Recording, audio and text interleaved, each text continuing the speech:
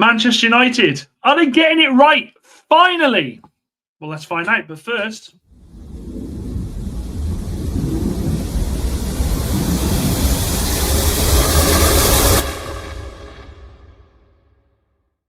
good evening, everyone. Good evening. Let's hope for a lag-free stream tonight. I've been out and I've upgraded the PC and brought some bloody new RAM for it. I'm hoping to God we have a fucking decent night tonight. Guys, a lot of things has happened over the past few months. Okay, a lot of things have happened. We've had to go through the monstrosity that was last season, Manchester United, obviously. We've had to go through, again, another situation in the Europa League final where we all thought everything was going to be fine. Manchester United couldn't lose to Spurs. It's Spurs. Surely not. Then we did. Then we missed out on Champions League, and then we had to start all over again. Now, there has been some bumps in the road. There's been some bumps in the road, and we've seen the Bryan Mbeumo deal take a long time. Yep, get that. That's fine. But I have to ask the question, are Manchester United starting to get things right? And it's a question that I know people will sit there and say, you can't say that after two results, that Manchester United are back. Then I have to ask the question. There's been a lot done behind the scenes with Manchester United. We know this. We've seen this. Berrada faced the wrath of me at some points, but faced the wrath of a lot of people. Jason Wilcox the same.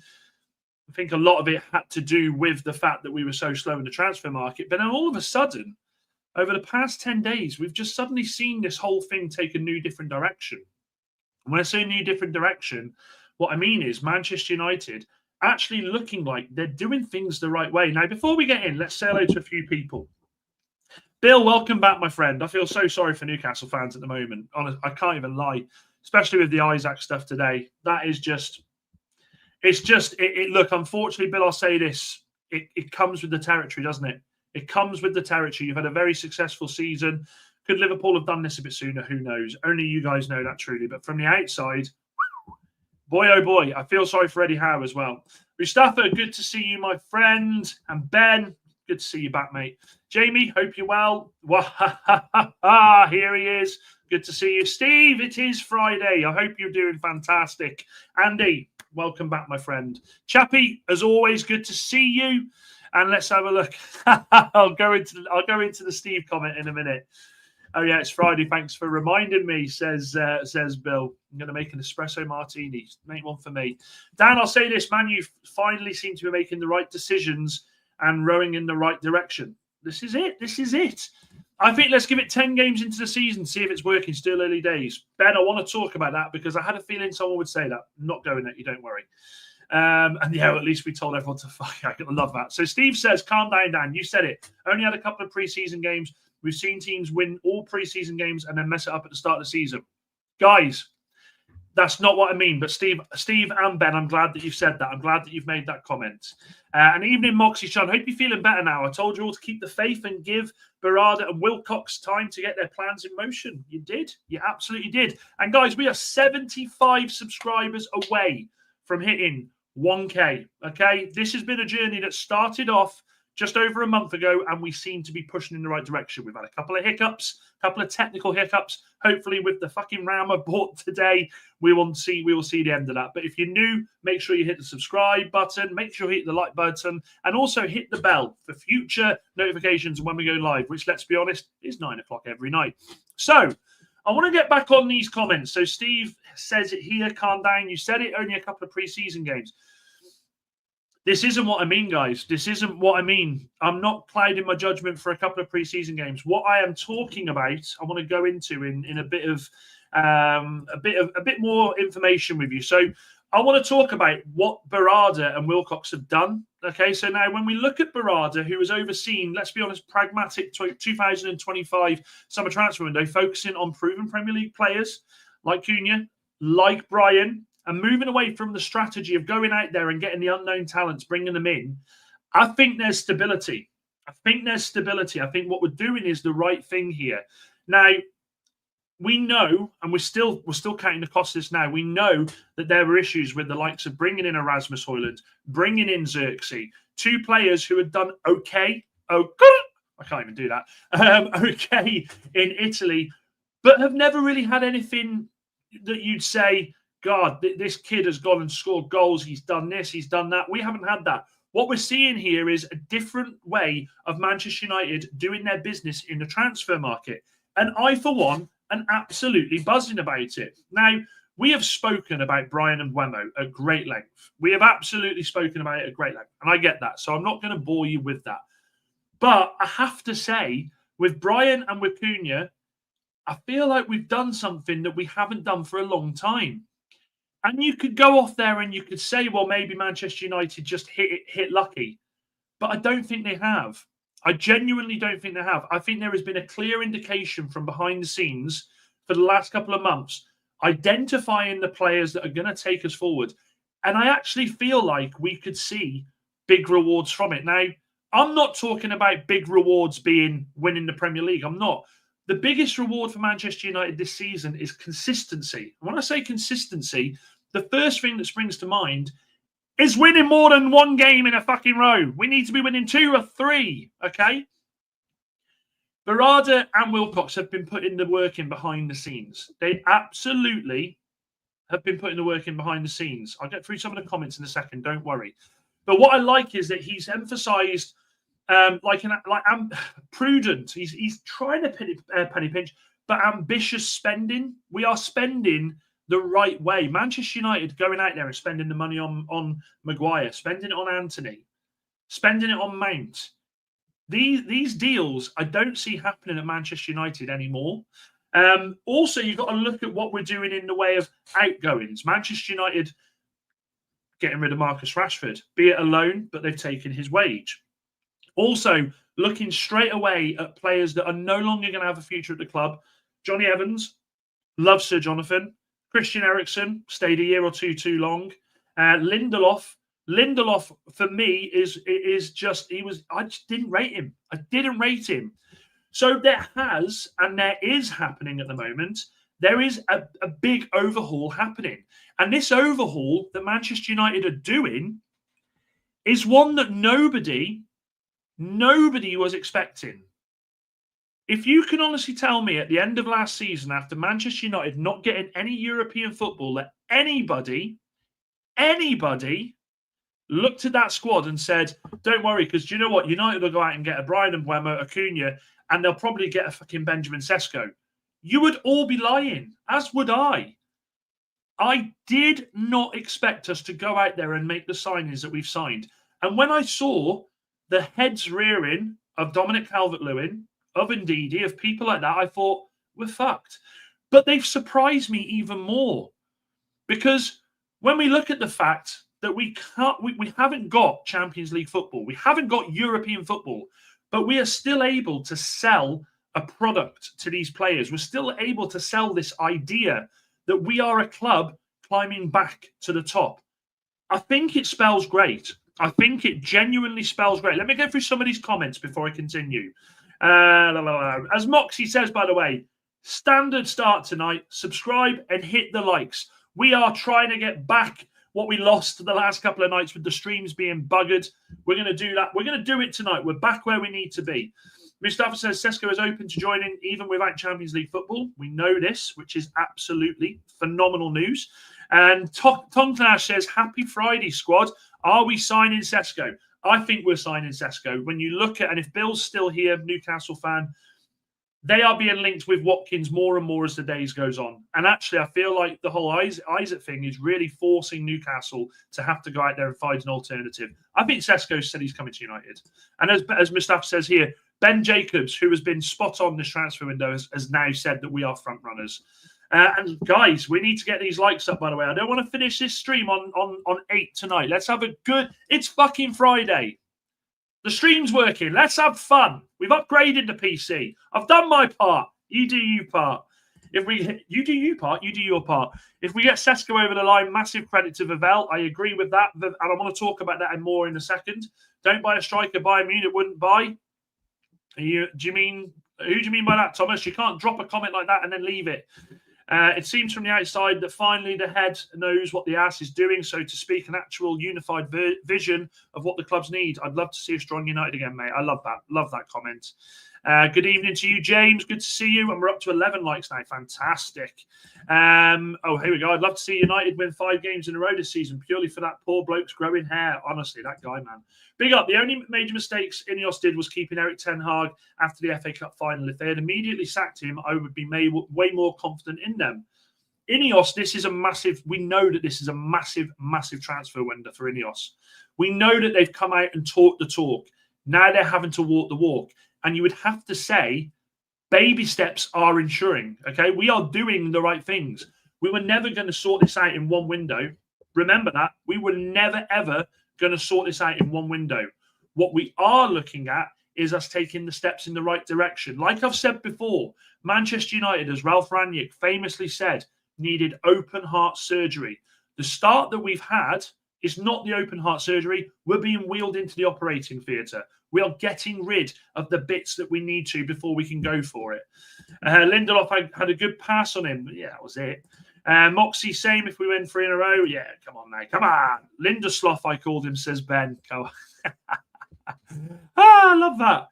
No, and I agree with Haha. He never looked comfortable. He never looked like a Manchester United player. Like Lindelof, for me, did not ever look like a Manchester United player. He is a squad player, the epitome of squad. Lindelof was slow. I preferred Bailey. Fair enough. I agree with that, Mustafa. I thought we were going to sign players like Vardy, lol. I agree with what you said.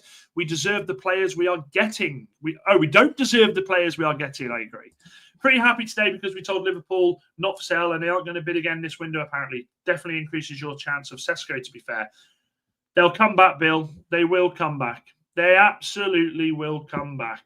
And what are we saying here? I want the Dutch police to investigate Ten Hag and his SEG agency for money laundering schemes. He really fucked us up so hard with that summer 2023 window. And Anthony, those were mostly his first choice. I agree. Which seat should I take? And guys, we're up to 16 likes already. There's a fair few of you in the house. Hit that like button. Takes 2 seconds. Let's make sure we're pushing and pushing and pushing tonight. Mustafa says, Cesco is a risk, but a quality player. If United had got Cesco, wouldn't have come to us. I agree. Cesco, why aren't Bayern going for Cesco? I don't care. Thomas, with the greatest of respect, I don't care. I'm not here to think about what other teams are doing. If Cesco's coming to Manchester United, then I'm tunnel vision. I couldn't give a flying fuck with it. Genuinely couldn't give a flying fuck about it. I know one thing for certain. And that is that there is going to be a raid here and it's going to be mocking my PC. Welcome, Peachy. Good to see you. You haven't missed much yet, don't worry. Ten Hag is the only host Sir Alex Ferguson manager who I do not feel sorry for, knowing that he is the most backed of all the managers because of his first choice. Look at this PC. Thanks for the raid, Wolfie. And evening, Carl. Good to see you, bud. Slap 'em likes, Forest. Yeah, Forest fans. Slap a like for my dodgy PC. Slap that like now. Needs more memory. I've sorted it. Don't worry. I've sorted it. We're good. I was on the phone to Wolfie for a fucking hour last night stressing. We get the 3 players in and the quality of the squad, plus the confidence of the manager and the players we have can only go forward. And this is a good comment. Look, I am not going to say that Manchester United, after 2 friendlies, are back in the big time. I'm not. I am talking more about what Manchester United are doing off the pitch. We've needed this for such a long time. We really, really, really have. I love this fucking comment. Dad having trouble with his floppy drive. You have no idea. Great win over Bournemouth. Yeah, that's what it is. Hang on a minute. As if, Wolfie, you've got Mrs. Robinson trolling me as well. As if you've got my own wife trolling me. Fan-fucking-tastic. So, guys, let's get back to this a second. So, the other things I want to talk about is what Berrada and Wilcox have brought, which is a more structured, professional approach to United's operations.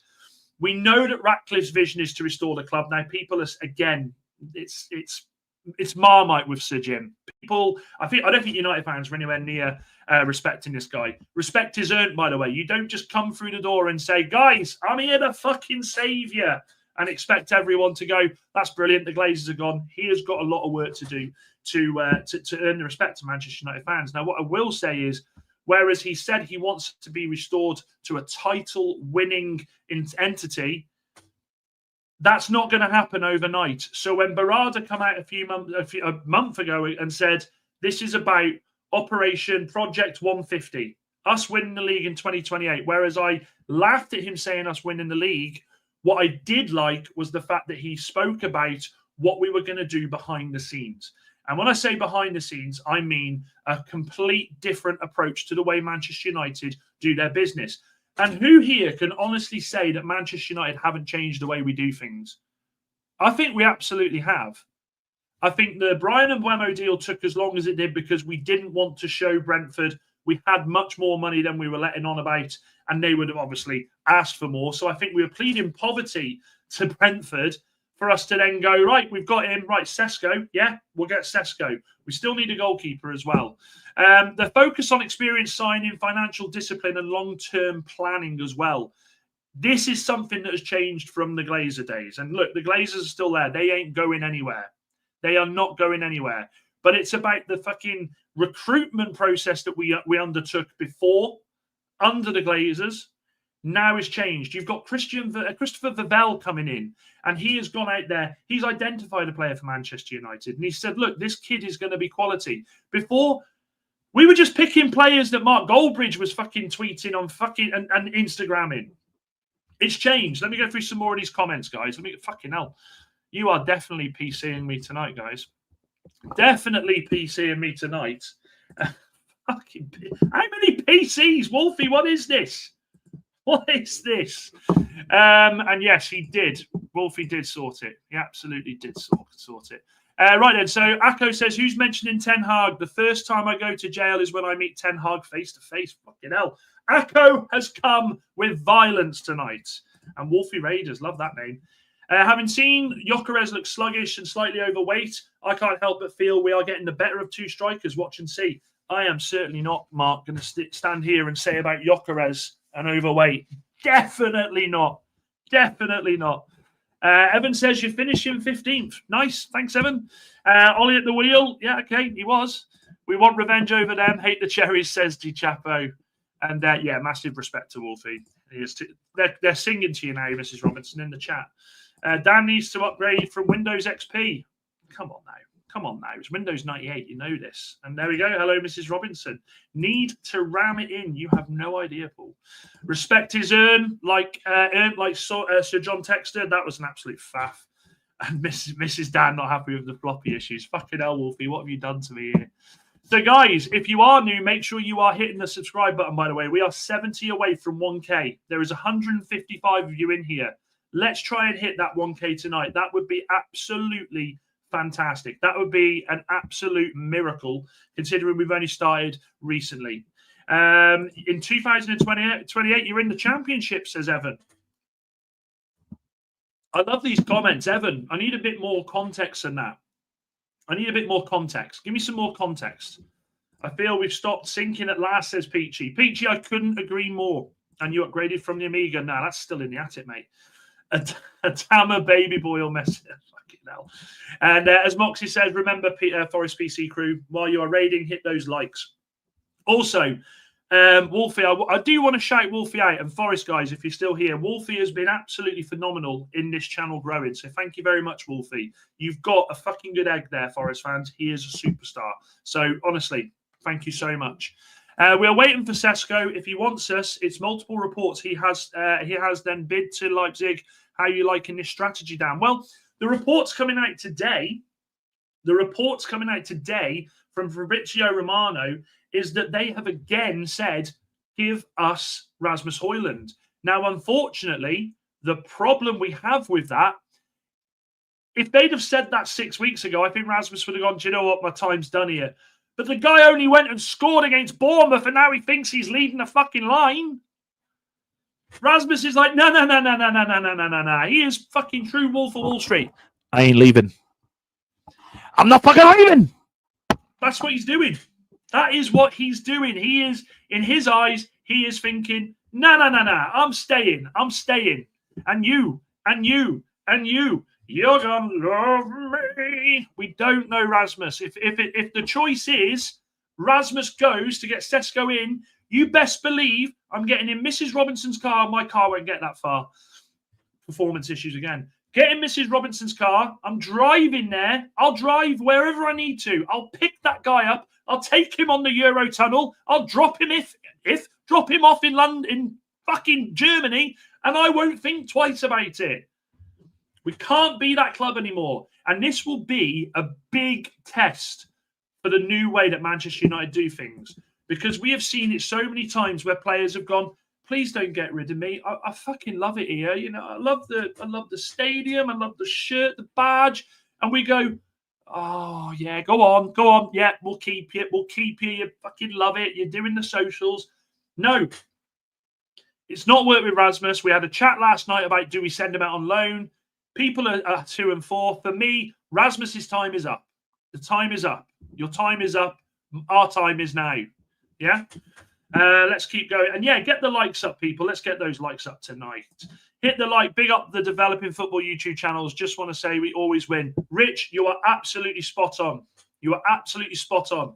I can tell you all now, each and every one of you, I'm coming into this one, each and every one of you that watch these shows, be it mine, Wolfie's channel, Football's 12th Man, Red Men, Loaded Mag, whatever show you watch, don't for 1 second think that the views that you have on your football club are completely ludicrous compared to a Gary Neville, compared to a Jamie Carragher. Just because they're paid big bucks because they've played the game means absolutely fuck all. I have had better conversations with people in a pub talking about football than I have when I've met pros. Okay? So don't ever think that they'll win because they won't. This is us rising. Mark, who Forest play next? Mark Goldbridge is the same guy that begged INEOS. Yeah, exactly. Blowy, the news is we're talking about our Manchester United moving the right way, moving in the right direction. I think they are, to be honest, and getting rid of the bad apples. Absolutely. Goldbridge speaks nothing but a pyramid of piffle. I fucking love that comment, Mark. I fucking love that comment. That is a great comment. A pyramid of piffle. I came from Wolfie showing support football fans together. Thank you, Stuart. Much appreciated. Slap them likes and sub if you're enjoying this. It helps Danny Boy upgrade his PC. Hey, we're doing well tonight. We're doing well. We've got how far in, and we've got I'm not doing the... It's a good night. It's a good night. Garnacho to Chelsea is hotting up. Garnacho is keen on going to Chelsea, says Mustafa. Talk about it. Guys, it's Friday night. This is a night where we have our discussions, okay? This is about us having a good time. I've got the I'll cover it. I've got the tango ready. I'm sipping tonight, yeah? Context, because United are not good. Oh, Christ. Yes, United. I like Cesco, Baleba, or Hojlund, Hackney, Donnarumma, or Emi Martinez to United is better for next season, please, INEOS. By the way, he met right. Temezgen always comes in with the FIFA comments. To be fair, if he's thinking on a FIFA budget, but have you seen that Ipswich have had a bid accepted for Hackney? Ipswich are making mad moves in the Championship. They're buying players with really good potential. I honestly feel like for 15 million, this is another one. If Wolfie is still in the chat, in fact, Wolfie, do you want to jump on, mate? If you're still here. If you're still here, let me know. I'll send you the link. Wolfie, Forest fans and United fans, we were both interested in the same footballer, Richard Rios. We didn't go for him. He went to Benfica. He is going to ball there. I think the same can be said for Hackney. Hackney is young, is showing fantastic potential. And here we are missing out on these young players again. And big up Wolfie, of course. It's the community we have, mate. They are unreal. They are fucking phenomenal. They are superstars. Sub to a United fan. Don't tell anyone, says Victorious. You're welcome, my friend. Donnarumma would be a huge signing, Mark. I don't think Donnarumma comes to Manchester United. The reason I say that is he is on massive wages at PSG, and he doesn't have to move anywhere. He's Italy's number one. He can do what modern footballers do all the time. By the way, he did when he was at AC Milan. He can wait and run his contract down and go and get big bucks with a big signing on fee. It's one of them, isn't it? There's so many great players that have always gone for a free transfer. Like, the one for me is Messi. Messi's never gone for a transfer fee. It's mad, isn't it? It's bonkers. And yeah, completely. Guys, hit the like and subscribe. Get our boy Dan to 1K and beyond. I love that. Fucking love that. And evening, Kev. Good to see you, my friend.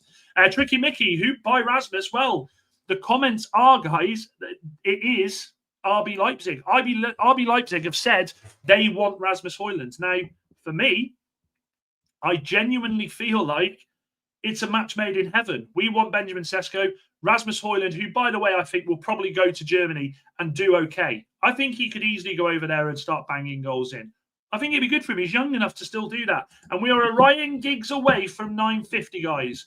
A Ryan Giggs away from 950. That is phenomenal. Let's see if we can hit the 1K tonight. That would be absolutely incredible.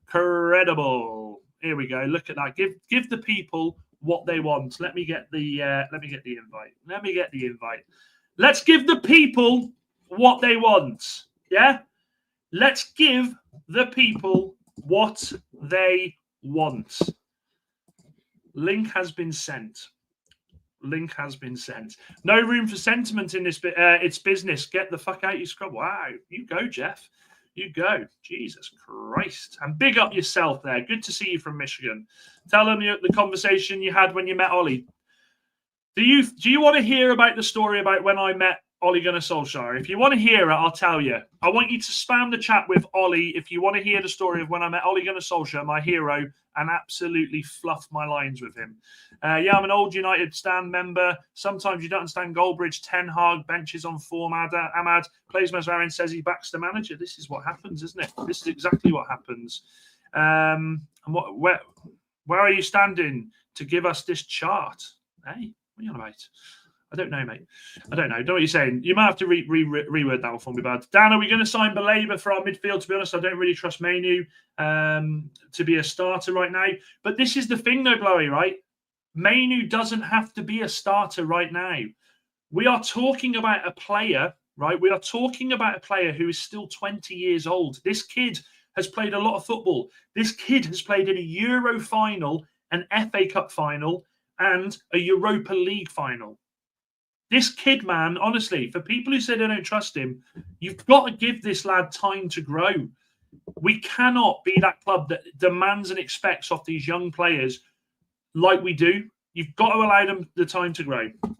In all seriousness, Dan, I think Cesco coming could be good for Rasmus. We'll take the pressure off his shoulders. And if he rotates with Cesco, it could be good. Look, there could be a world. There could absolutely be a world where they both stay. There absolutely could. As long as Chelsea give us 50 million with sell-on for Garnacho, I'd be happy. He won't be a starter for them anyway. Then whatever they sell him for in a year or two, we make more profit. Garnacho, if he goes to Chelsea, will not end his career at Chelsea. He will not end his career at Chelsea. I have sent Wolfie the link, by the way, so we'll see if he turns up. We will see if he turns up. I don't know. Can't see him unless he's gone for a shit again. He does go. He does do this. Go for it, Wolfie. Always good to hear from you. Steve says, Dan, I know Hojlund should go, but if we got Cesco and he gets injured, then it'll be Zirkzee up front. He won't play Mbeumo, Bryan, or Cunha up front. They are rooted as number 10s. We will need Rasmus. I'm happy to have that conversation.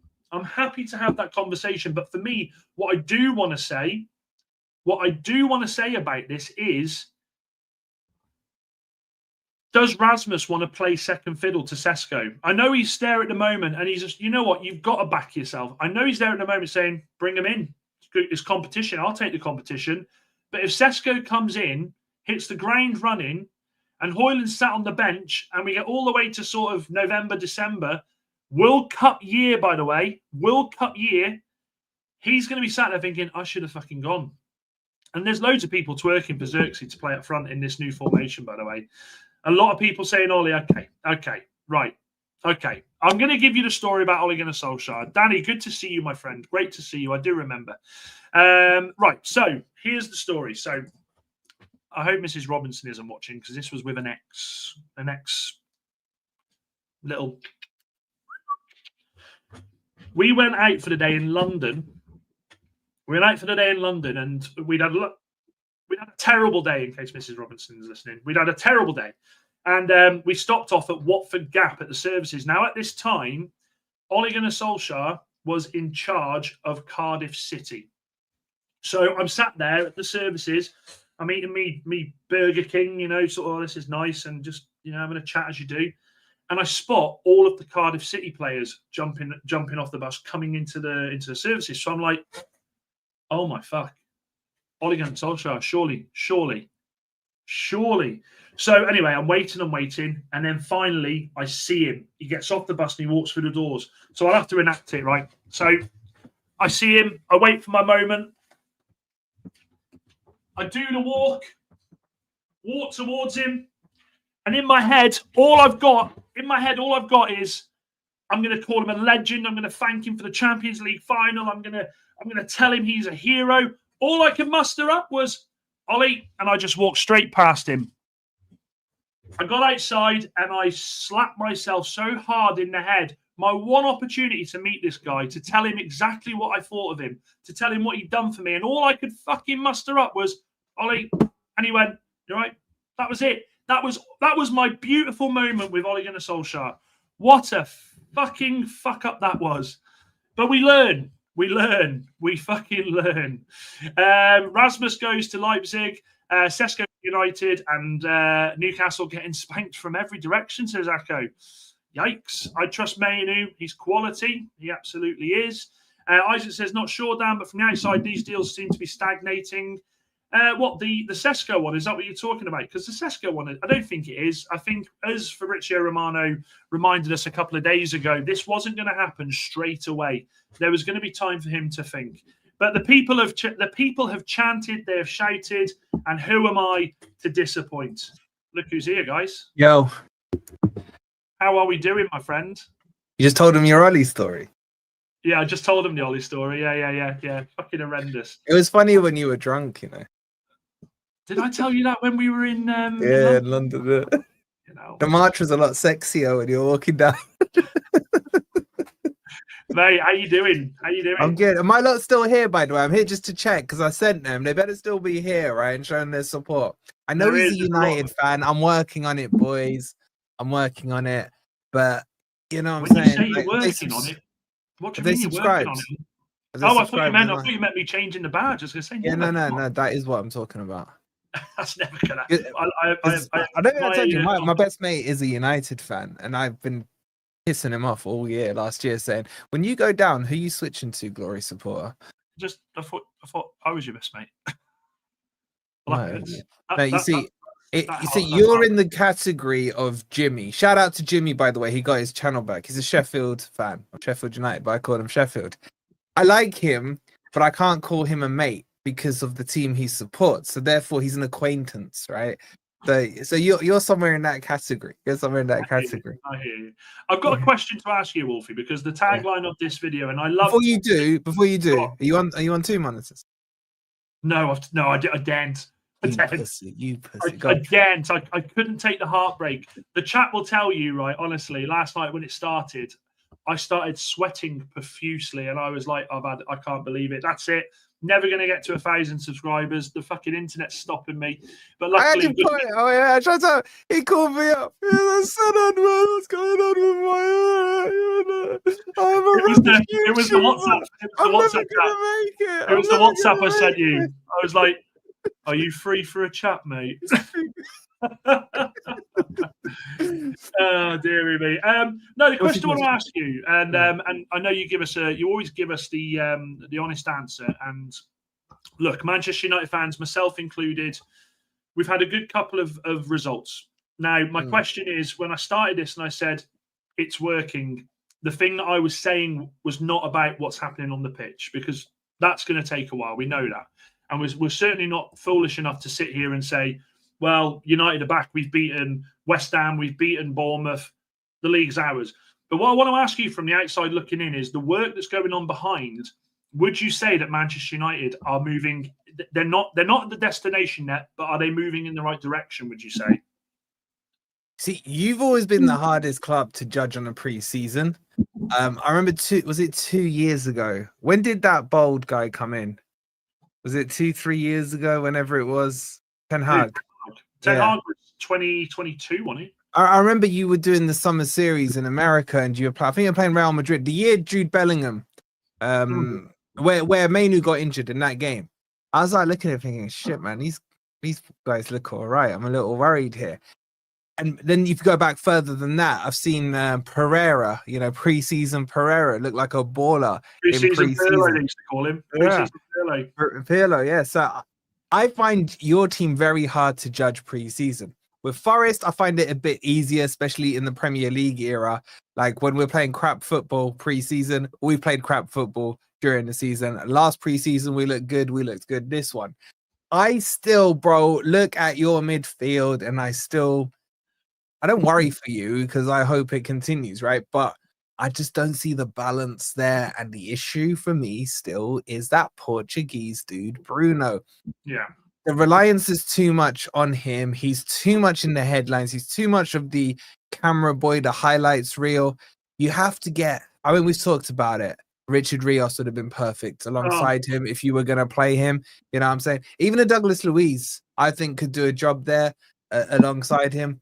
I just think it's your formation that still would worry me if I was looking at it from your paradigm.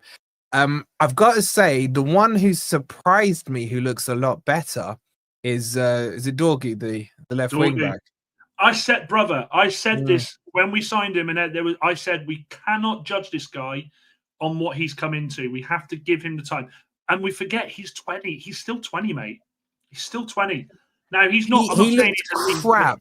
Yeah, like during the season, and then again, is it a pre-season thing? I don't know, or has he had time to settle down?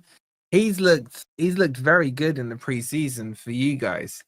The other thing is you're playing Heaton in goal, bro. Like, what are you gonna do when Anana comes back? You know what I'm saying? It's like that's another issue in itself. We're going to pray. Quickly here, Mustafa says we are a David Beckham / Ronaldo away from 950. Guys, hit that subscribe button. There's over 100 in here tonight. Let's get ourselves to that 950 target. Then we will hit the 1K after that. Get yourselves to the 950. Make sure you like and subscribe. Sorry, Wolfie. Carry on, mate. Yeah, and it's going to say 1K is a really important milestone in the YouTube world because 1K then kicks it on to other things that opens other doors, right? And Dan is right there on the cusp of it, right? Just push him over the edge. Give him, one more stroke kind of thing. Pause. Get him over that edge. And then it just goes from there. So if you're not subscribed, even if you're Forest fans, just subscribe to him and mute him. That's what I do. This is like honestly, this is like I'm swearing him out right now. A marriage. Yeah, make sure it's free to do, right? It's free to do. You guys don't know the hours we put in, right? You don't just flick the on button and then start, right? How many hours have we spent talking today, Dan? Like sorting some stuff out for you in the background in the evening. Like there's a wider community that works behind the scenes. There's a lot of, we will have our rivalries on screen, but off screen we're all trying to help each other, and grow and build these collabs that we can do together. So there's the on-screen chemistry as well. We're mates off-screen and what have you. So just make sure you support, and it's free to do. No one's asking you for any cash. Just get that support up. So what was your question again? No. And to be fair, it kind of tails off here with what Pumps and Dumps. I love that name, Pumps and Dumps. I'm loving. That was you when I was messaging you the other night, mate. I can't answer. I'm on the toilet. I'm loving United's build-up. And do you know something? In the preseason, I will say this. Because obviously I've watched us in pre-season every season for the last 30 years. We are looking a lot fitter, conditioned. Like I've seen us go into pre-season, Wolfie, and after the first pre-season game, I thought we look like we've just played a full season now. Do you know what I mean? They look a lot more fitter.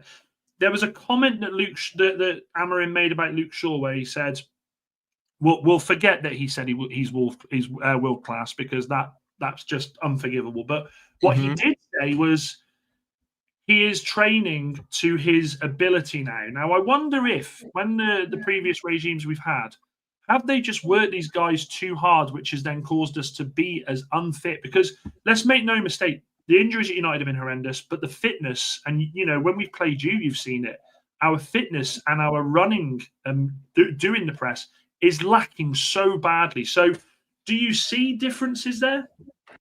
Yeah, but I gotta address what Chris says in the chat. And Chris, bro, you know me. There will never be an alliance of United. I will die before there's an alliance for United, right? Newcastle, Villa, yeah, United, no. Look, do I see my issue is that you guys are getting hopium from same players that you've had hopium on before, and you're doing this whole dance again. Are we really discussing Luke Shaw in 2025, bro? We know he's gonna get injured. The only thing he has 100% attendance for is post-match press interviews when it comes to pre-season. I've never seen him miss one, man. I've never seen him miss one. That's Mrs. Robinson, mate. That's Mrs. Robinson. I know. Like, and I feel for you. I only have to deal with him in little short bursts. You got him 24/7, so you have my deepest sympathies, right? But you can't be talking about Luke Shaw in some kind of renaissance. How do you say that word? Renaissance. Renaissance kind of thing, bro. You need better than that. And I don't even think he's a starter for you. I don't know why it's a discussion point. Because when that little freaking midget guy, what's his face, Martinez is back, you're probably looking at him, Yoro, and Mazraoui as your three. Is Luke Shaw good as a backup? Yeah. Would I play him left wing back? Hell no. No, that's done. That's done. But he's there and available for every press conference after the match that I've seen. You know what I'm saying? Even all the fan channels. He's there ready to talk to them all. No other players doing it, but he's prepared to do it. I just think you guys need to focus on, in terms of fitness, the one you need to work on for me is Mainu. Because I think there's a quality player in there, but every time I see him play, he looks like he gasses after about 60 minutes. Why is that? He's not old. He's not old. I'm saying this, like, I think Mainu is the guy that they absolutely like. I was saying this before. Mainu, for his age, has played in a Euro final, a Europa League final, an FA Cup final. This kid, we just can't put too much on him. And I think that's why, like you say, he gasses out so early, because I think from a young age, we just thrust him in there and we expected him to be the second coming. Like, the good thing that Sir Alex Ferguson did with the youth was he put them in, but the second it looked like it was too much, he'd pull them out. He'd pull them out. And unfortunately, Manchester United for so long have done that with their players, where we've had a good young player and they've gone, the answer to our prayers, throw him in, leave him. He'll be a United legend. So I agree, but there are still people that still have their reservations about Mainu. And I can't understand why, because this kid is a sponge. He wants to learn. And when we talk about the attitude of a Garnacho, for every Garnacho, you have a Mainu. And what I mean by that is the attitude of Garnacho, thinking he's Ronaldo, the second coming. You have Mainu, who has just kept his head down and got on with it, wanting to learn. So I'd take a Mainu all day long. You guys know what position he is strongest in, though? That's the other thing I'd say, because I've seen him play well in the 8. I've seen him play well in the 10. I don't think he's a 6. I don't know where he quite fits in. It's do you know what I mean? It's like he's one of those ones that I think you guys, especially the United fan base, have this, exactly what you said, this obsession of tagging any player that has a 5-minute cameo that looks decent, generational. The amount of generational players you have in your team, one is like logically incoherent because the generational one surely means once in that generation. But two, you just, I don't think it's done from a position of anything but love. You guys want to support and be like, this is the guy, right? But exactly what you said, I remember, and I hate Fergie because he ruined my childhood, right? But I even remember times where he would take Rooney, who was in hot form, because you were going away to Everton, and he'd be like, yeah, he's injured. Do you know what I mean? It just take him out because he knew psychologically that was the right move to do. And I don't think managers do this enough right now, especially like with you guys. You got a few youngsters you'll be putting into the team or what have you. There is this, give them a batch of 3 or 4 games, take them back out. Yeah. And you know what? It helps with their ego. I did an interview. Do you remember Mark Crosley, the Forest keeper? Quality keeper. And this shows you the difference between the likes of Cloughie and Fergie to what we have now. He broke into the Forest team. I think it was against Liverpool, his debut match. He was telling me he'd had a couple of games and he thought he was the big man or what have you. Cloughie said to him, right, I need you at my house Sunday morning, 8:30 or whatever it was. Bring your gloves, bring your boots. Stand up there. And then he's like, right, in the car you get, we're going to my son's team. You're going in goal for them. He went and played in goal for a Sunday league team. And then that team got fined. And Cloughie sent him the bill, said, you're paying it because you played illegally. Yeah. That's And he said to me, because we did say a night with him, he said to me, he goes, it just brought me back down to earth. I thought I was this big man. I was in the Forest team and what have you. And then Cloughie reminded me, you ain't all that. It's at my grace that you're in that team and what have you. Can you imagine someone doing that to Garnacho now? Oh, They mate, go on strike. They go on strike, yeah. There's another story though, isn't there? Like with another famous footballer who played for Nottingham Forest who felt the wrath of Cloughie, and that was Roy Keane.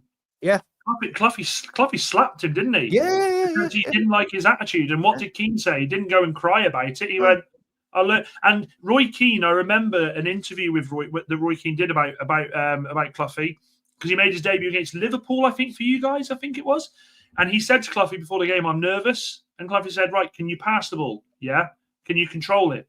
Yeah. Can you run? Yeah." He said, "Well, just do those 3 things for me, and you'll be fine." And he ended up with that as his mentality to play the game. And I just think we are in a situation here where, unfortunately, with young players nowadays, I think we talk about what Cloughie did at Nottingham Forest, having that time to bring these players through and do that. Sir Alex Ferguson having that time to do that. You'd say kind of Arsene Wenger a little bit. He did change things, but you don't see these managers stay long enough at a football club for these young players to be able to give their belief to this manager. The families give their belief to this manager in knowing that they are going to do what's right by these young players. Because what happens is they stay for 2 seasons, it goes well, then it falls off, the manager gets sacked, a new one comes in, and it's completely different. For a young player to achieve anything in a football team nowadays, there's got to be that belief and that respect, that mutual trust between player and manager. And unfortunately, we won't see that as much anymore. You know what the issue is with that? It's the agents. Yeah. Because these players, when they first came in, like, I don't know, just say a young whoever, Stuart Pearce or whatever, coming in. They're coming in to clean the first team players' boots. That's their role. Collect your boots, clean it up. Know your role, you know, as The Rock would say, and shut your mouth kind of thing. Could you imagine that happening in this day and age now? They're straight on their phone to the agents, crying to them, saying, "Oh, no, he's got me cleaning his boots." Agents calling up another club. So there's a fear of loss of these players because it's just like, okay, we can just move him straight there. And I know we're doing the whole back in my day, football was like this and what have you. But there was a hierarchy in there, and that teaches respect, man. You get players who are playing with these, like when Ronaldo came back to United, they should have, all of them, all those kids being looking up, hero worshipping Ronaldo, following him around like dogs, watching his routine, watching what he does. Yeah, not questioning it, learning from it. Right, that's what should have been happening when you got a player of what he's done in the game. Especially when I'm talking about Ronaldo, I'm talking about his work ethic as well, man. You don't carry on playing in football as long as he has and be as good as he has, just because based on talent alone. These are role models that players should be learning off, and all they care about is he about to take my position in the team? How much more money is he on than I am? That's not. They're looking at it the wrong way. A good question here from Isaac. Isaac, by the way, who's come from your channel, comes on quite a lot. Really I love good Isaac, man. He's so intelligent as well. He scares me if he's intelligent. Is he really? I think. Well, he's very intelligent. He stumped me a couple of times with a few questions yesterday. I'm not gonna lie. The question he's asked, he's very intelligent because he knows it's going to cause an argument. But we'll put it on. Question for you both: who's going to have the better season? Isaac, that's the worst question you've asked, bro. You already know the answer. Here's where I sit on it. Let me give my opinion. At present, of course, it's Forest, and I'm happy to say that. At present, it is. Well, okay. No, I am, because look, we can't sit here. I hear it. We can't sit here and say Manchester United have brought Bryan in and Cunha in, and we think that's it. We're back at the big time. We've had good results against West Ham and Bournemouth. United, in my eyes, are still 3 signings short of being a team that can compete to get into Europe. And I'm talking Conference League, Europa League. We need a goalkeeper. You know this. Mm-hmm. Cesco could be the striker to come in, which I'm quite excited about. And we need a midfielder. If we don't get those 3 players in, and by the way, a lot of the big boys like Fabrizio, Ben Jacobs and co, David Ornstein have said that we are looking to do this. But if the season starts tomorrow, I will happily sit here and say Manchester United will not have a better season than Forest. If we get those signings in, I'm ready to have that conversation. But until then, that's where I sit with it, Wolfie. My honest answer is I don't know yet. If I get Douglas Luiz in the next few days, suddenly my chest, the hair comes out a little. Not that I have no hair on my chest. Mate, neither do I. I've got literally. Yeah. Everyone's like, "Yeah, but you're Arab, man. You guys are hairy." I'm like, "No, man. It's the Greek in me from that side, right?" I need to see. I need to see something in these preseason matches because I have been bored shitless in these matches. And I know everyone's like, "Oh, it's preseason, minutes and legs and all this." I'm not talking about I need to go and tonk Birmingham tomorrow 6-0. What I want to see is patterns of play, chemistry between the players, attacking angles, getting in the ball behind the byline, transition from the defense into the midfield, passing triangles, things like that. I've seen none of that in 4 games. Bro, we've scored 1 goal in 4 games. In that game, we lost 3-1. All the other 3 games, 0-0, bro. That's the crap I've been watching, right? But this is the difference, though, Wolfie. We've got United have scored 6 in 2, and I'm seeing some people going, Champions League, we're coming, and I'm like, guys, calmer. I hear it, bro, but it's like, but at the same time, I'm like, when I sit down and start thinking, do you know what? We were having this discussion on our live just earlier. If Forest bring in Douglas Luiz, I know it's one player, but it changes everything because then you're looking at 4 midfielders in Luiz, Gibbs-White, Anderson, and Sangare, where you're picking 3 of those in either a midfield 3 or in a 4-2-3-1 with the 6 and 8 and then a 10. I look at it, I'm like, that's some nice options. That's a nice headache for Nuno. That's just by bringing in one player. Then we just signed Diane Doy from Bologna, who looks very good as well. He scored the winning goal for them. Everyone knows the hype around him. And I'm still being told Forest are going to do business, 4, maybe even 5 players still to come in. But then that brings the questions with it. Have they got time to gel? This is why I like business done early in the window, so they get the tour in, so that they can gel with not just the chemistry on the pitch, but they've just come back from Portugal, where they were there for a week or 10 days, where they're bonding off the pitch as well. Any new player coming in is now an outsider for a little bit because they haven't had that bonding session with the team. That's why I want these transfers in earlier. And then you're going to have let's just say we get Douglas Luiz in, say, next week. That's 7 to 10 days before the league starts.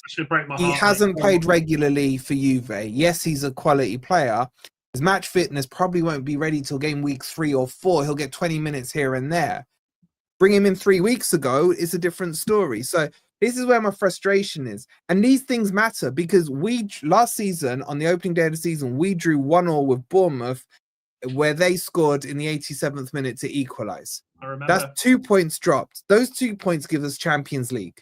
That's the fine, I hate to say it, Chris Hughton, but that is the fine margins of the Premier League. That's why from minute 1 to the final minute in May, every single result and every single kick counts. And that's why it needs to be ready so that Nuno can say against Brentford on game week 1, I am ready, my squad is ready. You guys suffered that last season. I remember Ten Hag pretty much accidentally or purposely said, we're not ready in that first game you had. And that was very telling as well. So that's my worry with it, bro. Like, there's still too many unknowns right now. To be fair, we almost qualified for Champions League. If we'd have just beat Liverpool, Arsenal, Chelsea, City, Spurs, Forest, Bournemouth, Wolves, Everton, it's close. We were close. Do you know what I mean? Pipe dreams are... But you've added quality, bro. You've added, I hate to say it, those 2 you've brought in are absolute top notch. But you're looking at 30-odd goals there. But you'd understand my pessimism. It can and sometimes does go wrong for Manchester United. But do you know something? I do think what they've also brought in, when you talk, when you see the interviews from players, they seem to have brought a level of professionalism in with them as well. They seem to have brought that mentality of, we're here to win, and that essentially is what you need with these players. We've got A1. I love that name, A1 to be bad. My guy. That's a great name. What 3 players would I take? Well, Cesco, obviously. And by the way, I wanted Watkins all along. I will just point out, I did want Watkins for short term, I thought he was far more valuable to what we were trying to do than going long term and potentially bringing in a Cesco and it not working and us having another Rasmus Hojlund situation. But of course, I'll back him. Of course, I'll back him if he comes. It would be Cesco or Watkins. It would be a goalkeeper. I really want Le Mans. Have you seen this Le Mans? Hold on. Have you seen this Bruno Fernandes news? No.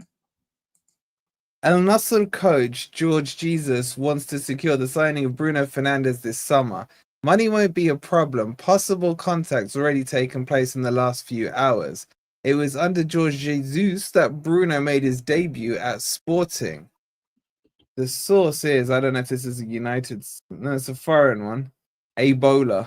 Isn't that They're disease? in Portugal, aren't they? I don't know. They're not the best. They're not the best. Got your little elixir aroused though, didn't it? Just a little bit. Oh, see, I was frantically looking then. Frantically looking. No, I'm not even going to get into that one. We know the conversation that we've had there before. Should we have sold him? Oh, here we go. Some roadmen outside with a little pocket phone, dancing and screaming. That's Telford for you, mate. That's Telford for you. The three players I'd look at. Have you seen this Le Mans at Royal Antwerp? Yeah. Mate, I'd be signing him in a heartbeat. 15 million. Have you seen what his penalty saves are? 4 out of 8. Big boy, very comfortable with his feet as well. Yeah, but Dan, you'd take me in goal right now. It's not like I take Mrs. Robinson in goal, mate. Honestly, I'll take. You know how much is he? 15, 20 million. I'm telling you, the one who's on the move that you should. I think you were linked with him. Is John from Botafogo?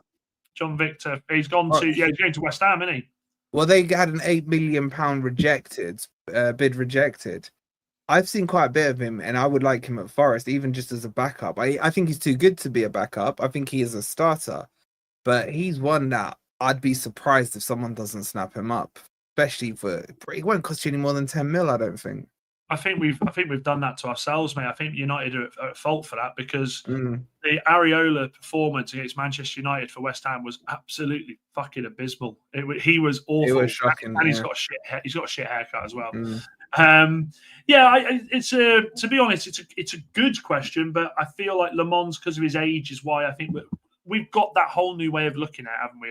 We are looking for youth players who can come in and end up doing some decent things in years to come.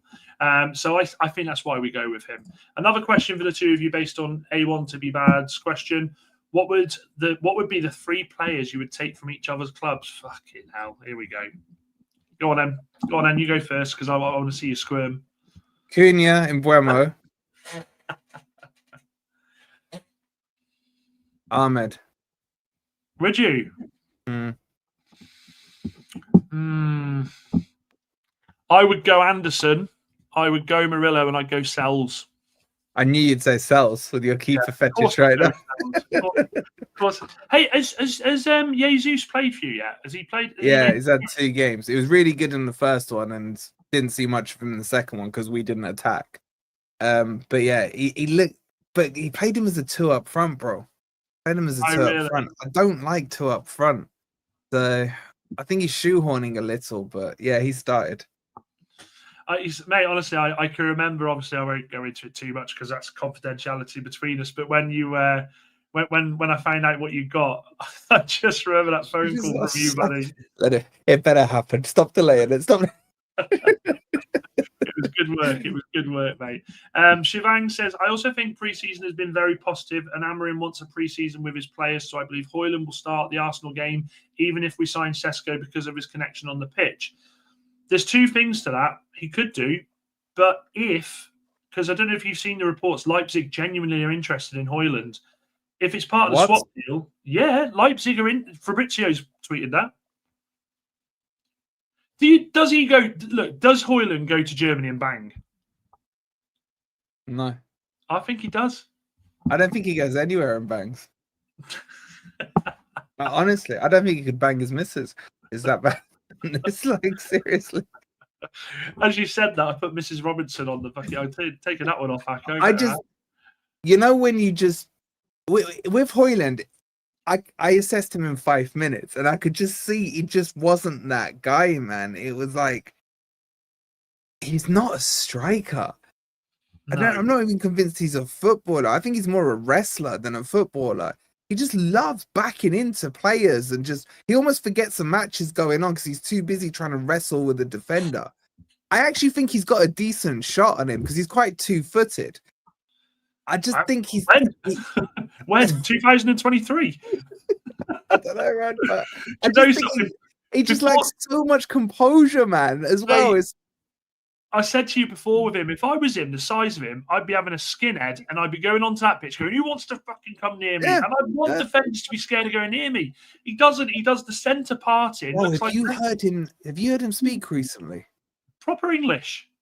Proper Mancunian. Yeah. They do, though. They do. Ollie Gunnar Solskjaer. Yeah, but this I think I saw him do an interview about a year ago.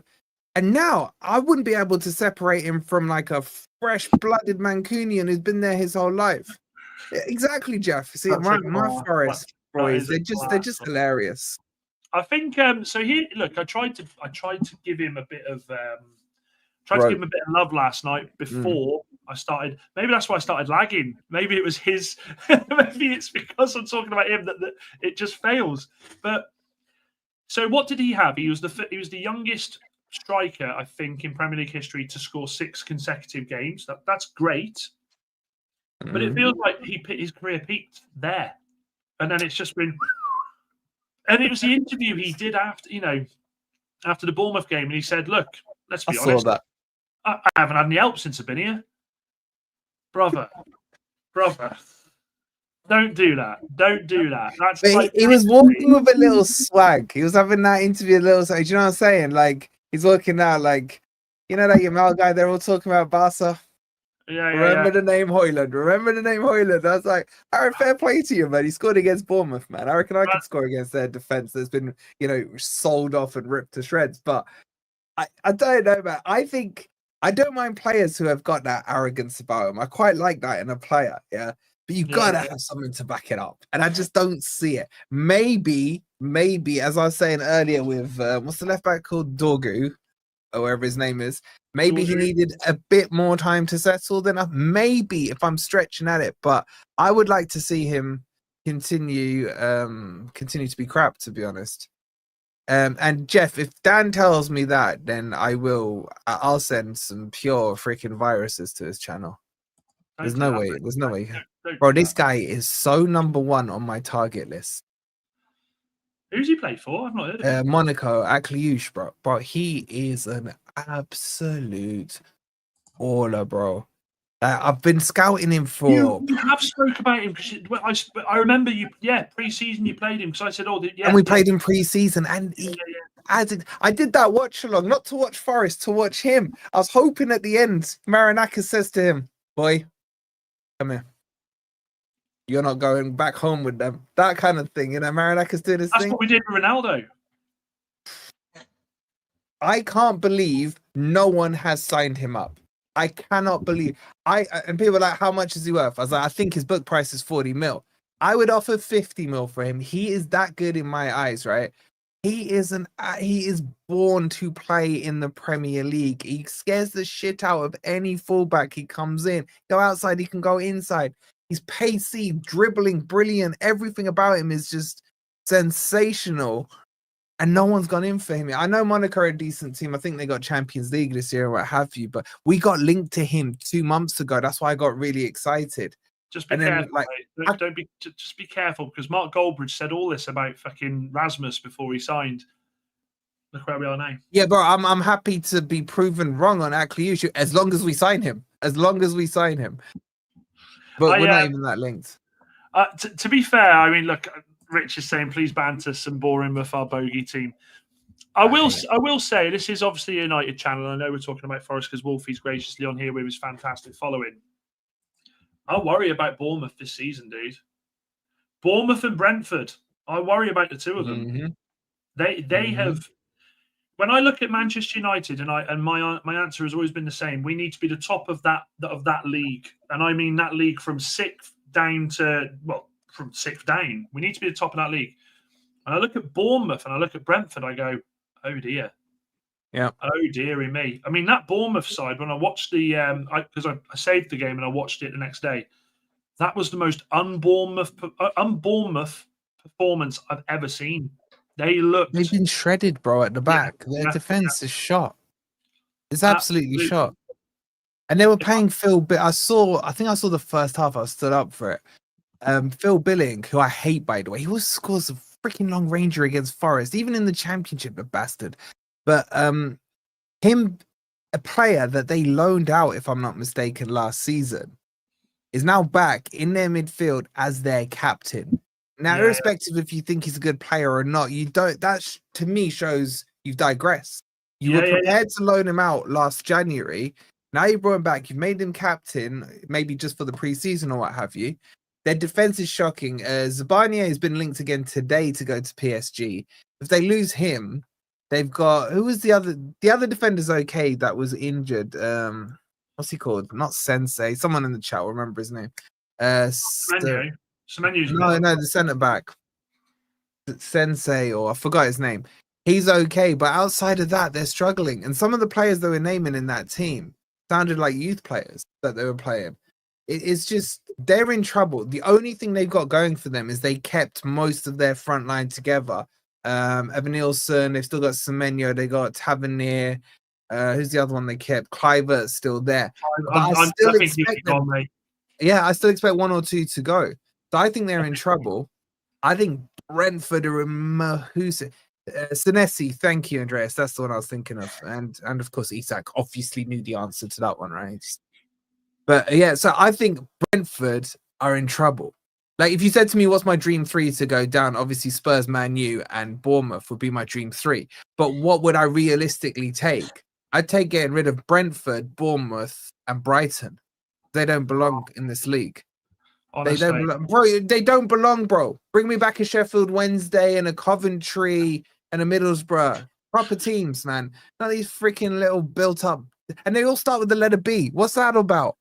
Like, get rid of them. Get rid of them. Quickly, guys, I just want to point out we are 3 subscribers away from 950. We are a Patrice Everett away. So there's 119 in here. There's surely 3 of you that have not hit that subscribe button. Let's try and get that done, please. That would be phenomenal. Now, for me with Brentford, I'll tell you this. When you talk about, there's one player for them that I do feel sorry for, and that's Kelleher, leaving Liverpool. Wants to go and get full-time football. You know, wants to be a number one somewhere. Probably looked at Brentford before the season, before the transfer window kicked off, and thought, yeah, this is the team I want to go for. Thomas Frank, really good. Yeah. He's now looking, thinking, what the fuck have I done? What the fuck have I done? I mean, bringing Jordan Henderson back. Brother, he's 35, 34, 35.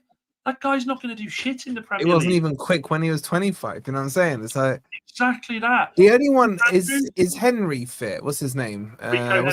Yeah, is he back fit for them? I think he's fit. He might leave. He might leave. I just look. The thing is, Dan. Even if they keep Visser, which I don't think they will, he's kicked up a semi-strike, hasn't he?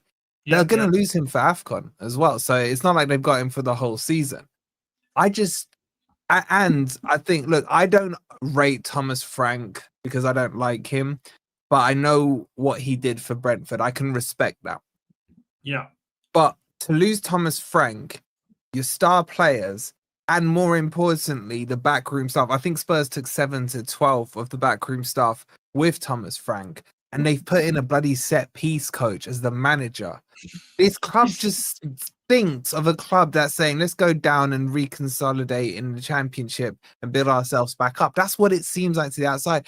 So I don't even know who they've bought outside of Henderson and Kelleher that you've mentioned. Where's the replacements? If this was happening to Forest, we're kicking off as a fan base saying, right, you've sold, I don't know, Gibbs White. I want someone better or on par with him. You've sold Anderson. Get me back someone better. I don't hear that. I know they don't have fans, right? But I don't hear that noise coming out of Brentford. I almost think the fans have accepted it as well. Yeah, I agree. My 3 to go down at the moment would be Brentford,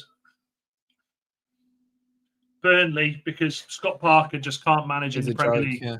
He's incredible at getting teams promoted, but past that, he doesn't do it.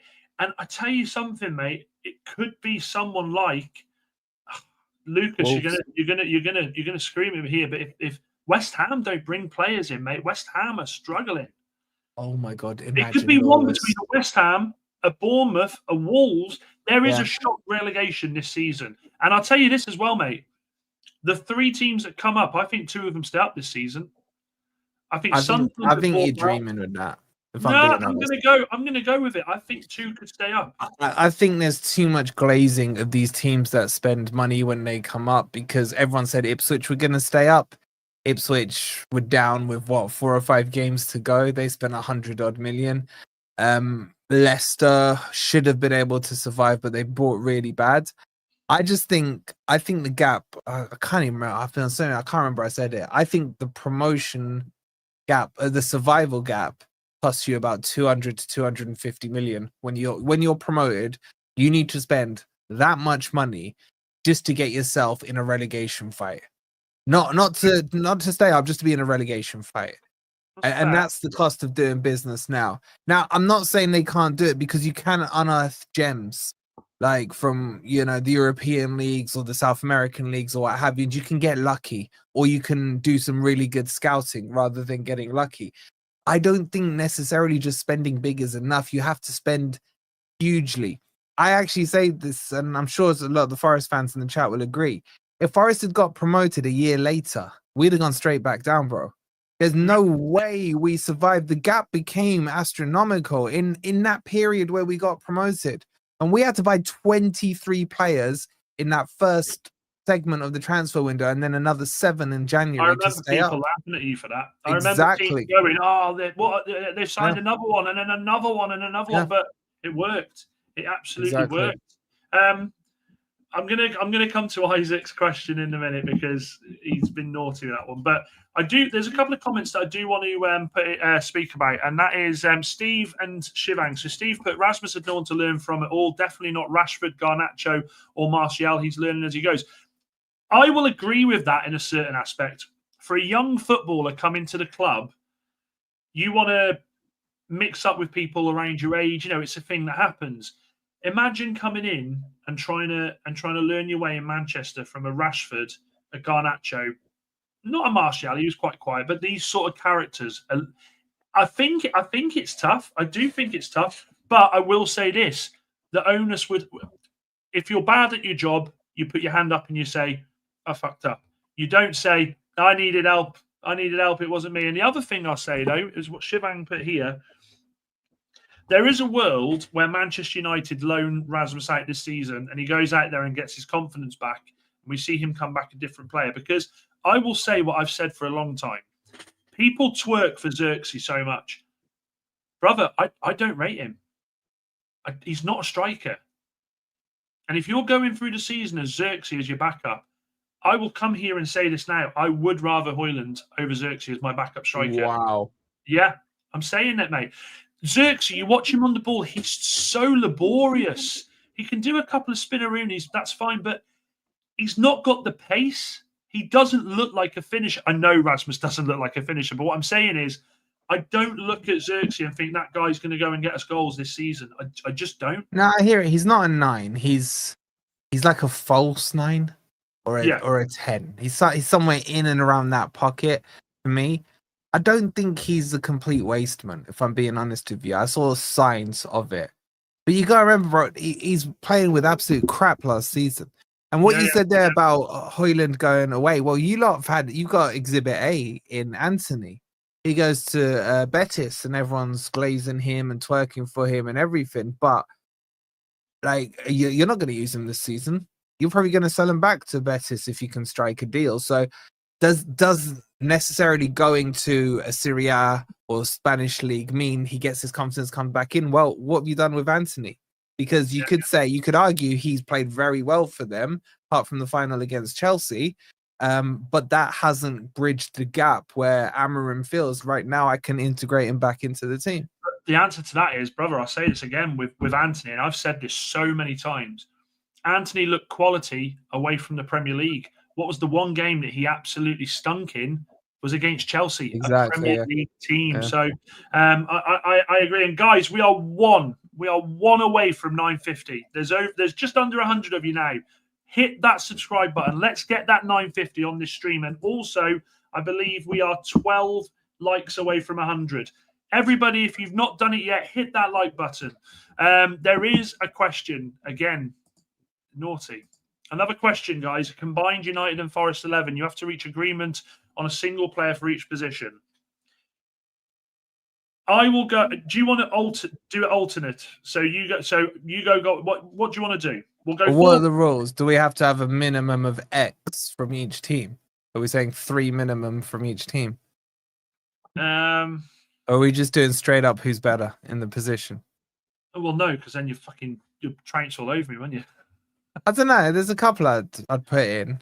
Come on, then. I tell you what. Then we'll go goalkeeper first. Don't even have to have that conversation. Yeah, we can move on from that one. It's an honor. What are we doing? A 4-3-3 or a 4-2-3? You play a weird formation, though, man. I'll go 4-3-3 because we got the players at night to do it. All right, fine.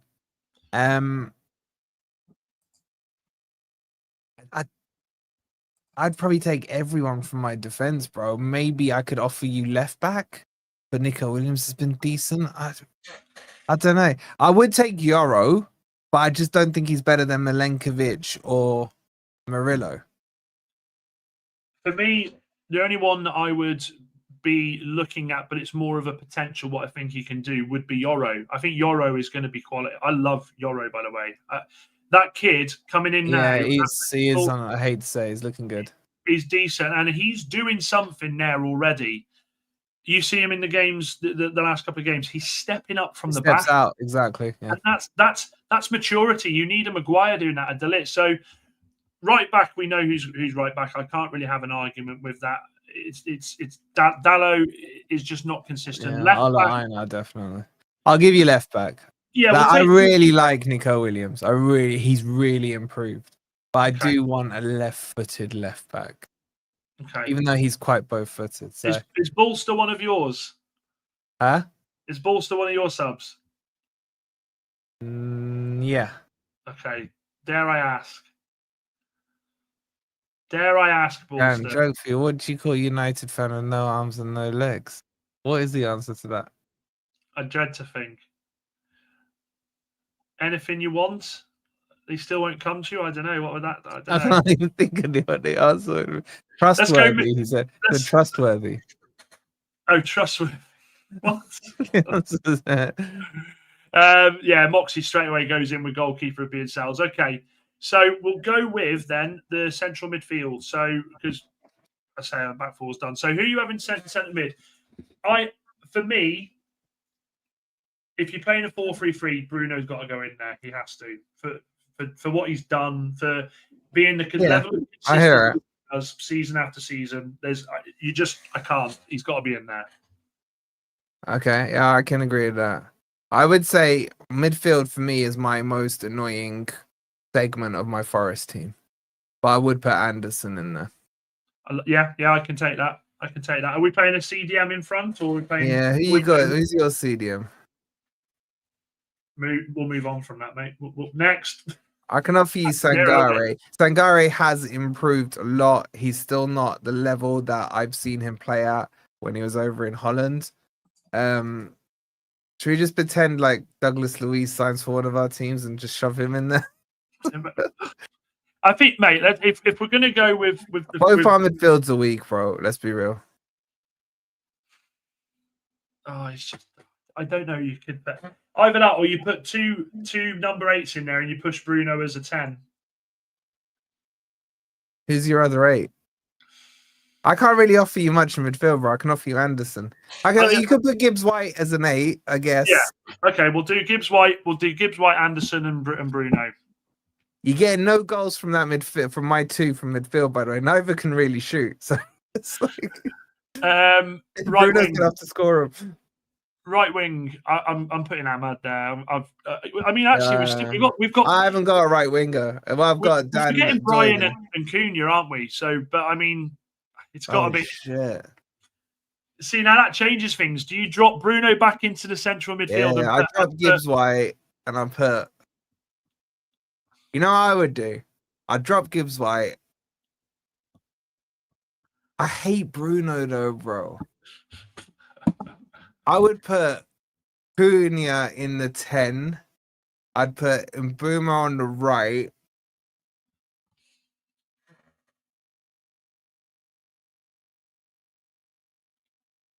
Who's on the left? On the left, I would put. I got Hudson Odoi off you, but he hasn't been amazing. I put Cunha on the left. Yeah. Do that. Inside Cunha on the forward. left. All right, bring Gibbs White back into the team then. Okay, and then And centre then forward. I get either of my strikers, right? You got no one to offer me up front, so you'd have to put Chris Wood because he bagged 20, but I think Igor Jesus will be better. But based on what we've seen in the Premier League, hey, well done, man. Well done. Right, now 50 more of you get busy. 50 more. Roy Keane in the middle. Fucking hell. That, I tell you what, for another show, that's a good idea. Another show, a past and present combined 11. Oh, who have played in both? Yeah. There's not many. You'd have Teddy Sheringham, would be another one. Keno. Yeah. Who else? Viv Anderson. Viv Anderson. We can have Alanga played both. Oh yeah, Langa. Webb. Yeah, of course. Didn't Bertels play for United as well? Yes. Late 80s, Yeah. Who else? I mean, there's more. I know there is. Oh, I mean, you don't want to, but Jesse Lingard, I suppose. Oh, you know what? You know who played for United? And I didn't know this. I'm pretty sure he said this to me. Mark Crosley went out on loan to United for a cup match or something. I think he said that. I'm pretty sure it's Crosley who said that to me. Someone in the chat, check it. I don't even know if he played that game, but he got dropped for a cup match or something like that. Or was it Pierce? One of those two told me that story. I can't remember which one. I'm pretty sure it was Crosley. It might have been Pierce, you know. Let's have a look. Hold on, let me check. Yeah, he did. Only on loan. Oh, Crosley. Yeah. Yeah. Okay. My memory's not too bad. That's not bad. Mate, that is a quiz question and a fucking half. That is a proper quiz question. Did he play that game? Did he play in the cup game? Hang on 2 seconds. He didn't play. He made no appearance. No, I don't think he did. I don't think he made an appearance. He went, though. He went. I'm just looking at his Wikipedia. It's on there. I'm trying to see if there's a...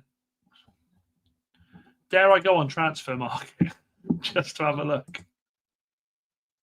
Yeah, I'm on it now. Yeah, he went to Man U on loan in 1990. Played 0 games, 0 goals. Yeah, it was him. I knew it was one of the two that told me. That is. Yeah, there's a nice little pub quiz fun fact for you. That is a great one. That is. Cole, Lingard, and got. Oh, Cole. Lingard! Oh my God. Yo, Jimmy Garner. I would still rate, man. I love Jimmy Garner. Shouldn't have. Oh my God, Cole. Yo, there's more players than I thought. You know. Yeah, that's what I was just thinking. Now. There's got to be more. Chat, who else is there?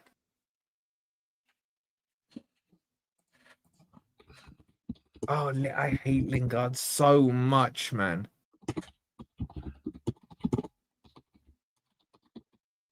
Let's have a look.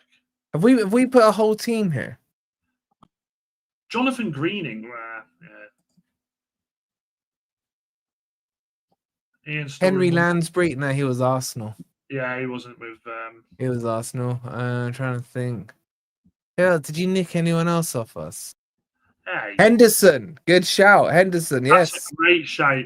MUFC, that is an... I mean, it's an easy one. Like, I'm here trying to think back to like 90s and 80s, the more recent ones.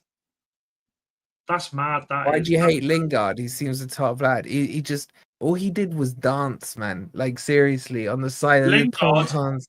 Lingard was an absolute... I'll say this, Wahaha. He may seem like a top lad, but he was a fucking moron. He should have gone to West Ham. He was loved there. He hit form there, and he didn't.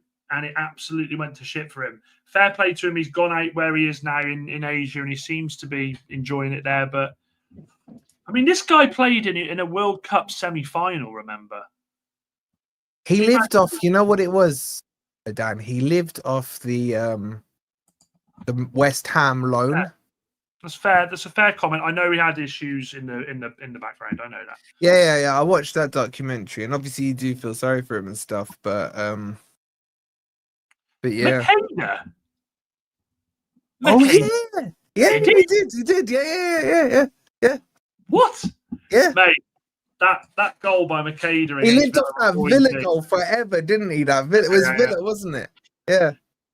He hit 2 in 2. He scored that Villa goal that was just Jonathan incredible. Greening, did he play for you? Yeah, he played. Yeah, he played. He played for us as well. Well, there's loads of players, man. Great turn by Makeda. There's loads of players, man. Mate, the list is endless. Chat, Yeah. I'll tell you what I got to do now. Mrs. Robinson will absolutely have my guts for garters. Yeah, I need to go. Mine's been messaging me as well. Mate, that's telepathy, that is. Mm. Guys, I want to say thank you to the Forest fans coming in tonight, showing their support. To the OGs that have been here all the way through it. We are at 950 now. Absolutely incredible. We are well on our way to that 1K club. Actually, absolutely appreciate each and every one of you. Wolfie, what have you got coming up and where can they find? Well, fuck it. They're all yours, mate. They know where they can find you, but where can we find you, mate, for people who don't know? We've got to watch along. Are you playing tomorrow? Tomorrow? No, Sunday at 10.